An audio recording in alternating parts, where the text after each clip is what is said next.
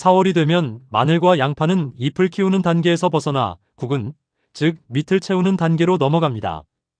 이 시기에는 겉으로는 크게 변화가 없어 보여도 속에서는 양분의 흐름이 완전히 바뀌고 있습니다.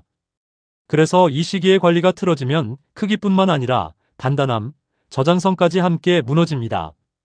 오늘은 이 시기에 가장 중요한 흡수 환경을 중심으로 왜 수확이 갈리는지 말씀드리겠습니다. 먼저 질소입니다. 많은 농가들이 이 시기가 되면 질소를 끊어야 한다고 생각합니다. 하지만 정확하게 말하면 질소를 끊는 것이 아니라 질소의 형태를 바꿔야 하는 시기입니다. 질소를 완전히 끊어버리면 잎 기능이 떨어지고 광합성이 감소하면서 구근으로 가는 양분 자체가 줄어듭니다.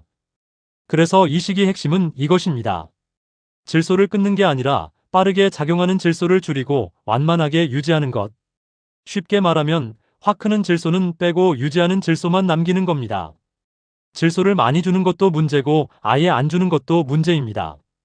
그래서 이 시기는 질소의 양이 아니라 속도를 관리해야 합니다. 질산 형태의 질소는 물에 잘 녹고 뿌리로 빠르게 흡수됩니다. 문제는 이 속도입니다. 흡수가 빠르면 잎은 계속 자라게 되고 광합성으로 만들어진 양분이 구근으로 내려가지 못하고 분산됩니다. 그래서 현장에서 흔히 나오는 현상이 잎은 멀쩡한데 밑이 안 찬다입니다. 반대로 암모늄 형태의 질소는 토양에 붙어 있다가 천천히 공급됩니다. 흡수 속도가 완만해지면 잎의 과도한 생장은 억제되고 양분이 구근으로 안정적으로 이동하게 됩니다. 결국 이 시기 질소 관리는 많이 주느냐, 적게 주느냐가 아니라 얼마나 빠르게 작용하느냐를 조절하는 것입니다. 다음은 물입니다. 비료를 줬는데 효과가 없는 경우 대부분 비료 문제가 아니라 물 문제입니다. 우리나라 농업용수에는 중탄산 성분이 포함된 경우가 많습니다. 이 중탄산은 물속에서 칼슘이나 인산과 만나면 단단한 형태로 결합합니다. 쉽게 말하면 비료 성분끼리 서로 붙어버리는 겁니다. 눈으로 보면 물에 잘 녹아있는 것처럼 보이지만 이 상태에서는 작물이 흡수할 수 없습니다.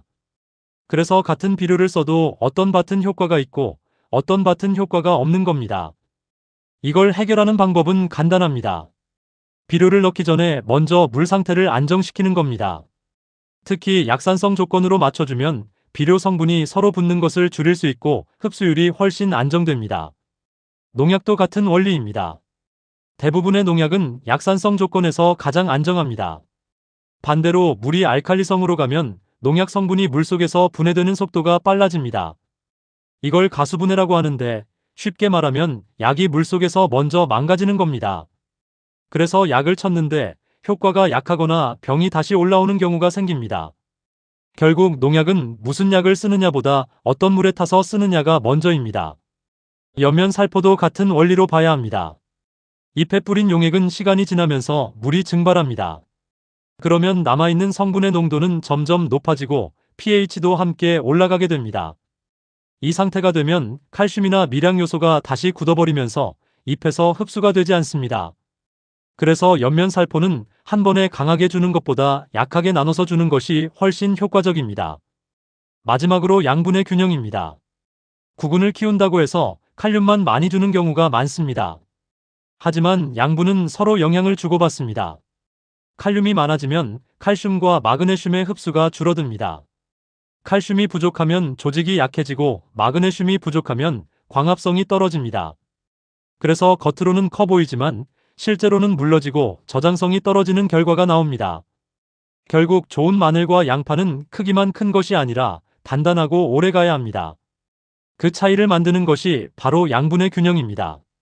정리하면 4월 관리는 단순합니다. 비료를 얼마나 넣느냐가 아니라 그 비료가 작물이 흡수할 수 있는 상태인가, 이걸 관리하는 시기입니다. 마지막으로 한 가지만 기억하시면 됩니다.